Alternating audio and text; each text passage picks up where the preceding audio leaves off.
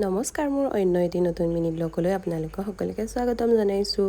আজি ৰাতিপুৱাই লৰালৰি কৰি ঘৰৰ কাম আধাতে এৰি দেই, গোটেইখিনি হোৱা নাই কিন্তু কাম ওলাইছোঁ নামঘৰলৈ। কাৰণ আমাৰ ঘৰত সন্মুখৰ নামঘৰ ভাগত ভাগৱত পাঠ হৈ আছে 7 দিনীয়া।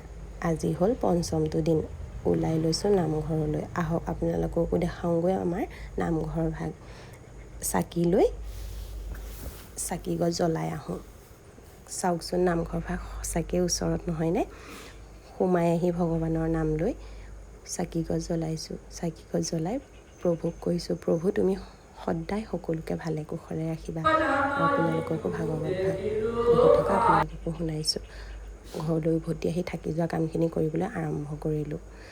কৰি মই বোলো কিনো কৰিম ভাবি থাকোঁতে কাম শেষেই নহয় বাৰু, কিন্তু ভাবিও নাপাওঁ কি কৰিম। ফুলত পানী দিলোঁ, জলকীয়া পুলি এটা আছিলে পানী দিলোঁ। নামঘৰত কণমানি এজনী লগ পাইছিলোঁ। চাওকচোন ইমান মৰম লগা, আজিলৈ ইমানেই বা।